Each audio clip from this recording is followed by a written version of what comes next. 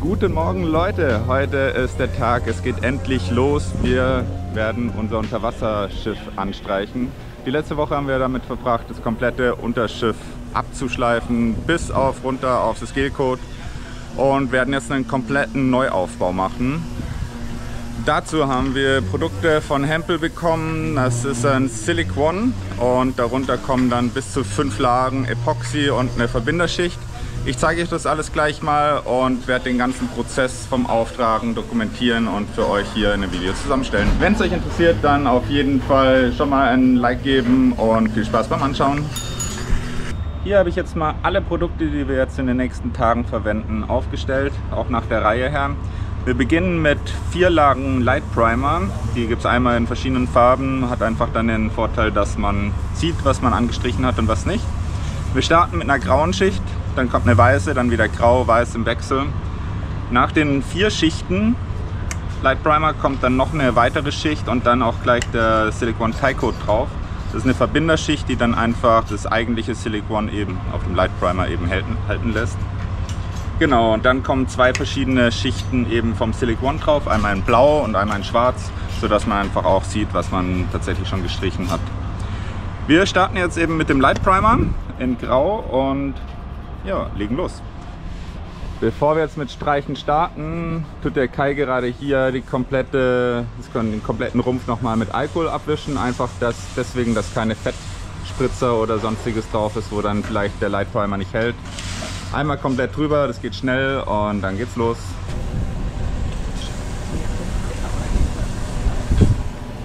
Safety first, deswegen gibt es mal Handschuhe heute und eine Sicherheitsbrille.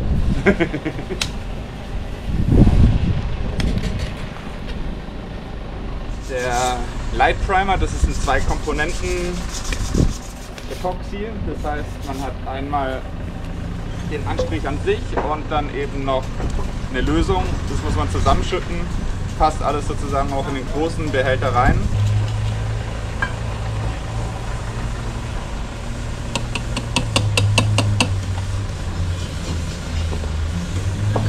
Umrühren.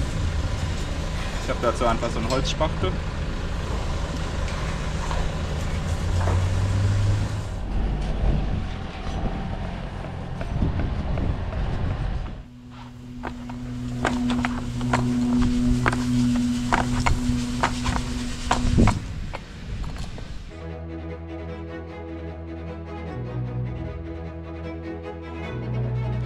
Ein Grund, warum wir uns für das Hempel Silicone entschieden haben, war, dass es sowohl biozidfrei als auch kupferfrei ist und hat einmal den Vorteil, dass eben nichts in die Meere gelangt, sondern nur durch eine hauchdünne Silikonschicht einfach der Bewuchs gehindert wird.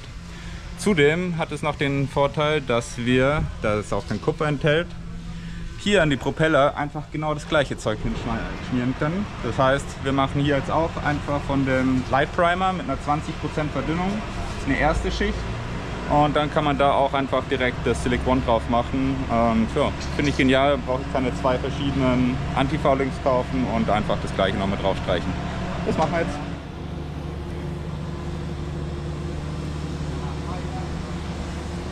Der erste Anstrich ist drauf, eine Schicht Light Primer und gerade am Trocknen.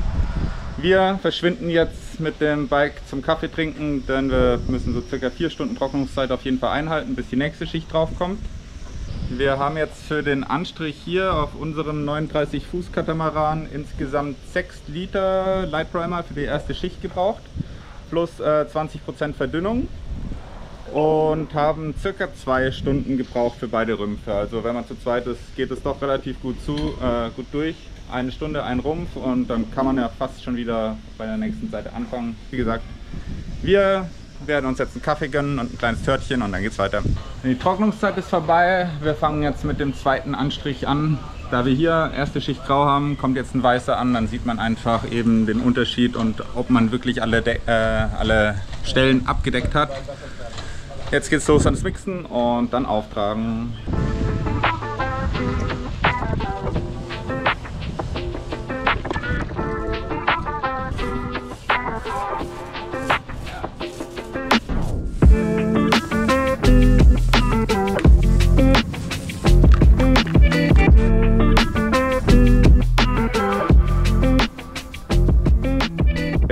zweite Anstrich ist jetzt auch komplett drauf.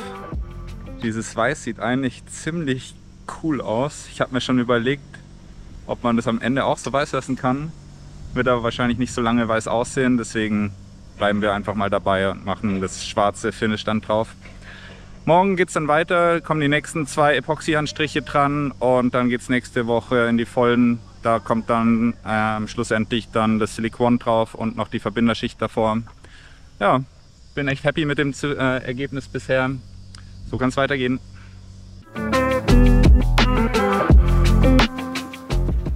Zweiter Tag und 2 weitere Epoxy-Anstriche kommen auf unseren Rumpf. Insgesamt haben wir bei unserem Katamaran mit 12 Metern Länge und 6 Meter Breite ca. 35 Quadratmeter Fläche, die jedes Mal angestrichen werden müssen.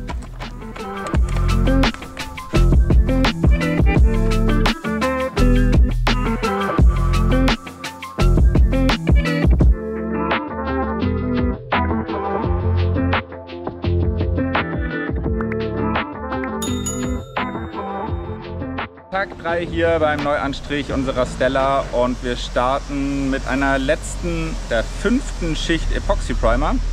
Kurz danach kommt dann der Hempel Tycoat drauf. Das ist eine Verbinderschicht, die dann einfach diese Haftung vom eigentlichen Silicone auf dem Epoxy Primer eben ermöglicht. Dabei gilt es zu beachten, dass die Trocknungszeiten nicht zu kurz und nicht zu lang sein dürfen. Also bei unseren Temperaturen hier von 20 bis 30 Grad müssen wir mindestens 1 Stunde, aber maximal 2 Stunden Trocknungszeiten zwischen diesen 2 Schichten haben. Das heißt, da wirklich genau drauf achten und wir beginnen jetzt mal mit einer Seite vom Boot, also mit einem Rumpf. Schauen, welche Zeit wir brauchen. Ich denke, dass es genau passt, dass wir auch die zweite Seite machen und dann sofort wieder bei der anderen Seite anfangen können mit dem Tycoat. Jo, los geht's! Zu den Trocknungszeiten gibt es auf der Hempel-Seite auch eine ziemlich einfache oder verständliche Grafik. Ich verlinke sie mal unten in der Videobeschreibung mit rein. Und da ist auch genau beschrieben, je nach Anwendungsfall, vom Neuanstrich bis hin zum Überstreichen von einem bestehenden Antifouling, wie man es vorzugehen hat und welche Trocknungszeiten einzuhalten sind. Weil das ist wirklich der kritische Part bei der ganzen Sache und sollte auch wirklich so nach Anleitung gemacht werden.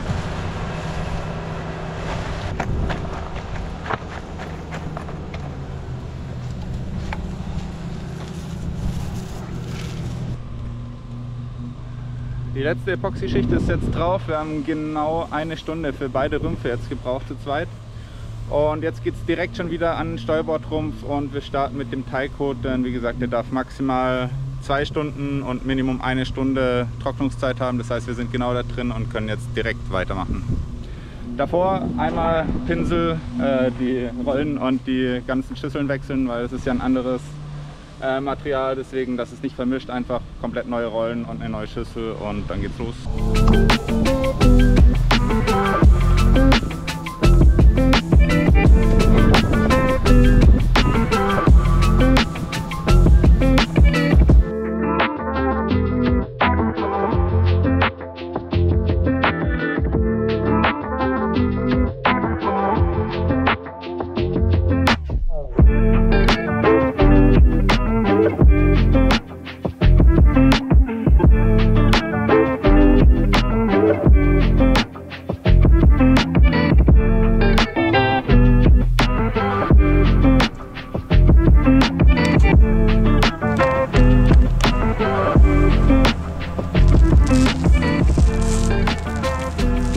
So langsam nähern wir uns dem Ende unserer Arbeiten hier an dem Boot.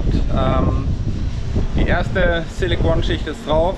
Jetzt trocknet es einen Tag lang und morgen kommt die nächste und dann sind wir wirklich komplett finito, tutto completo fertig.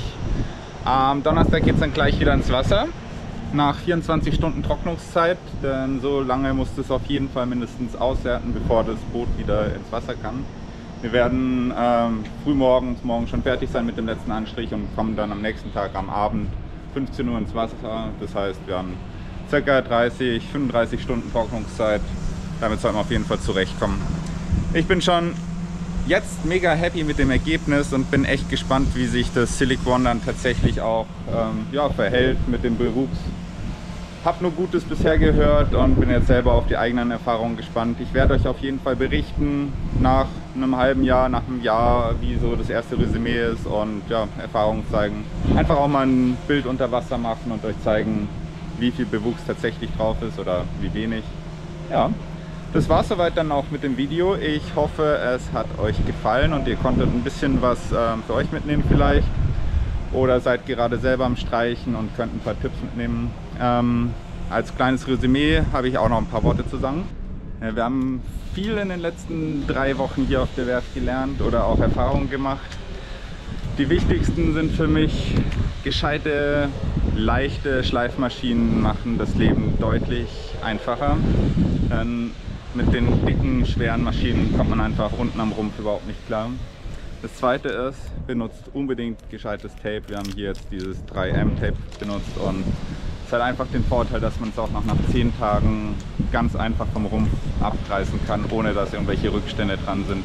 Wir haben es davor mit einfachem oder gutem Malertape probiert und nach einem Tag hat sich der Kleber schon gelöst und es war eine Fummelarbeit, das wegzubekommen. Ja, ansonsten haben wir auch gemerkt, dass man die Arbeit nicht unterschätzen darf. Wir haben ja trotzdem noch Hilfe hier von der Werft gehabt und waren insgesamt zum Abschleifen von dem gesamten Rumpf hier 4 Tage insgesamt dran, also mit 3,5, fast 4 Personen. Und wenn man so einen kompletten Neuaufbau macht, ja, plant man eine doppelte Zeit ein, wie gedacht. Ja, das war's soweit. Bis zum nächsten Video. Lasst ein Like und einen Daumen da und bis dann.